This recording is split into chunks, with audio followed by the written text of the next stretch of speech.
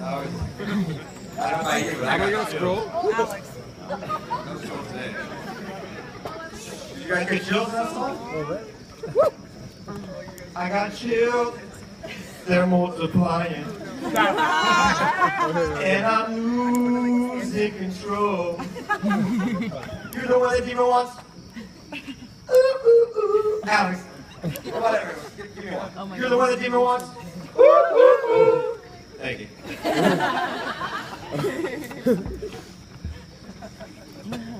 Wow. It's incredible. It's hard to follow that song. Yeah. That was incredible. Let's get another round of applause for Simon and the Simettes. And the Siamese. How great was the rhyming in that song? And the harmony? I speech after speech after Also, I want to give a special shout out to Masha and Michelle for having the balls to drop that line about Ellen and the Melon. I know for a fact they were a little embarrassed and nervous about it.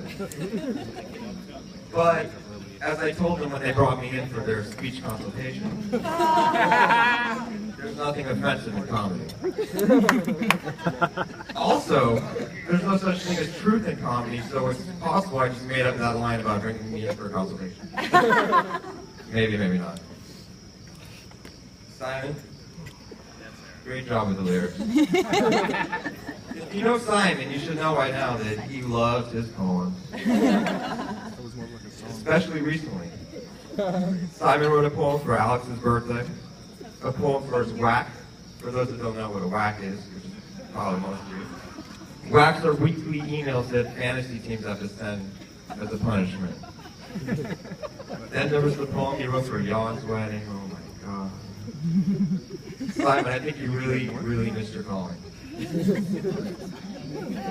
Maybe you should stop wasting time being a lawyer.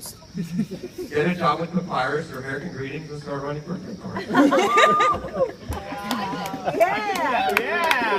Seriously, I'm not Uh-oh!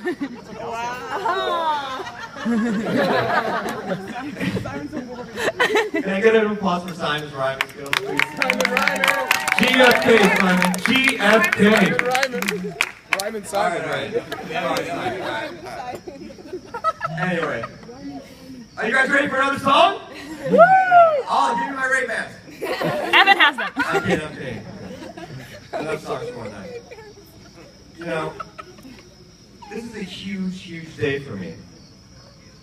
I mean, I guess it's kind of a big day for Alex and Dima too, but as I was writing my toast, I realized something. Similar to the situation with Jan, I was Dima's first American friend too. That's kind of like being a boxer and having the championship belt in 2 different weight classes. I think it's pretty clear at this point that I am the undisputed pound for pound best American to ever come out of Mount Olympus. I will now proceed to take a shot at vodka.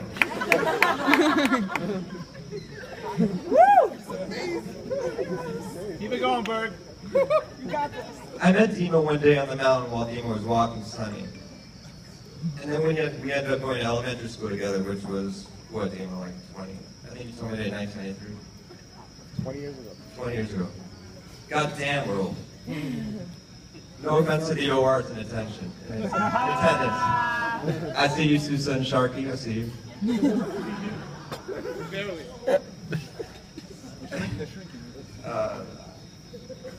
Well, we pretty much had an average and typical childhood. Same as you would see in any G-rated movie documenting a long friendship. Our progression was pretty typical, wouldn't you say? Between the ages of 10 and 12, we were doing what any other typical 10 and 12-year-old would be doing, which was playing Pogs. Except we were pretty much destroying the Pog scene. If you know Dima, you know he doesn't mess around with his hobbies. Have you seen his collection of shot glasses? Remarkable. Wow, I remember that. Remarkable. What about a Beanie Babies? And the Beanie Baby. Oh, yeah. Those are hidden now. Now we're starting Alex's Those are my back. hidden instructions. Anyway, we had a good thing going. My mom would take us to Melrose to get the craziest slammers in the game.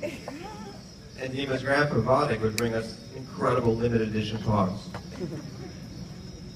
You know, I wanted to keep this toast 100% funny, but I have the mic and I can pretty much do whatever I want this morning. Except Danielle said I can't go over 2 minutes. Sorry, Danielle. Actually, maybe I should stop wasting time talking about the time that I have to give the speech. I don't want to hear that Academy Award music. Anyway, so since I mentioned Vodek, I just want to say to you, Dima, that I know for a fact Vodek is looking down on you and your beautiful bride-to-be with a giant smile on his face. He would be, and he is so proud to see how successful you have been taking over the family business. And I guess he knew that you would be a successful entrepreneur, even back when he was bringing us the pogs. Because we really did have a nice little business going. We would use those limited edition pogs to entice the other kids to put up their limited edition pogs. Dima, remember that amazing set of remember those World Cup limited edition pogs? All I remember is that Simon stole everything from us. I'm getting there. The sentimental value to those pogs were priceless. Yes. But see, we would never lose. Because we had special slammers that were just unbeatable. Were the slammers illegal? Yes. Were there any officials enforcing the rules? No. We were basically the wolves of Pog Street. Dima was, to be honest, Dima was a little chubby back then. So he was the Jonah Hill of our partnership. Obviously, I was Leo. But we amassed an enormous collection of pogs. We would walk around with like 12-foot tubes. Yes. But we made a big mistake. We were flaunting our wealth around the roughest street of Mount Olympus, Hercules Drive. And, well, we got jacked. Our entire collection of pogs and slammers stolen from us by the OG on the block. The tyrant! Simon Dima. Yes, Simon, go back up for him. We learned a very valuable lesson that day that changed us forever. So if you're ever sitting on your porch, or in your backyard, or even on the toilet, and you find yourself wondering, gee, how did Dima and Aaron become to be such humble men? Well, now you know. Thank you, Simon. Then when we were around the ages of 13 to 15, we were doing pretty much what any other typical 13 to 15-year-old boy would be doing. Stealing our parents' cars, driving up to Mulholland or Solar, and then proceeding to park in numerous spots to smoke. Wasn't everyone doing that at 13 to 15? Yeah. It's okay, Calvin started at 8. The ironic part of this is we didn't even have to do that because Olga, Ilya, and Yetta were so cool that they would let us just chill and smoke at their house. So we're really driving. Cigarettes. Cigarettes. Yeah. Not crack. This page is stuck. Thanks for announcing. Your finger. It's the humidity. On 8? Speaking of Dima's backyard, I vividly remember the first time I sat outside with Sunny walking around freely. Oh my. Back in the sunny days, you could not go outside to Dima's backyard unless he was locked up because he would eat you. Literally, he'd eat you. But once Sunny accepted you and you could just chill in the backyard with him, that's when you knew you had been accepted into the Charvis family. It was such an honor. Then between the ages of 16 and 17, we were doing what any other typical 16, 17-year-old high schooler would be doing. Taking over the Hollywood club scene. I mean, we were clubbing every weekend. We had amazing fake IDs. And Dima somehow became best friends with this guy named, Julius? Wendell. Wendell. I don't know why I thought. Anyway, so he was running the door at the Standard on Sunset, at the time a pretty popular club. By the time Dima and I actually turned 21, we had already done so much drinking and clubbing that our 21st birthdays were pretty uneventful. And that's right around the time that Dima and Alex first met.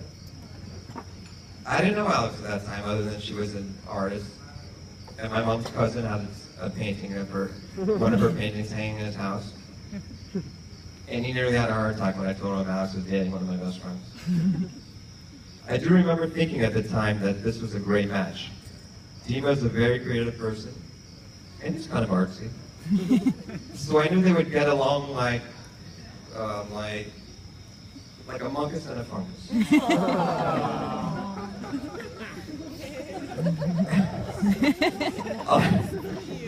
Although I did not know Alex back then, I know her very well now.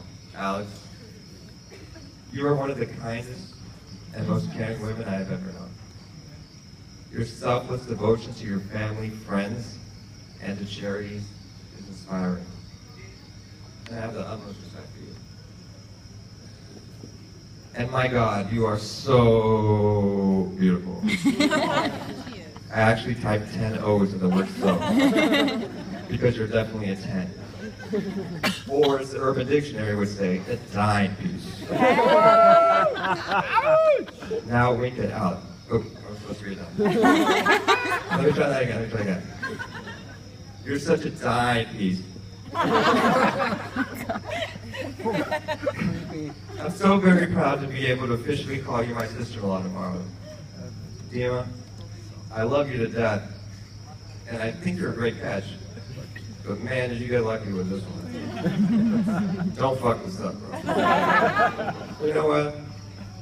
Everyone either already has or is going to wish you two health and happiness and babies and all that jazz. But I do too, obviously. But I want to be unique. So if everyone could please raise their glass if you have shots poured.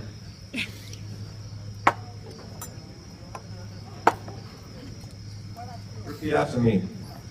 Dima? Dima? You better not fuck this up. You better not fuck this up!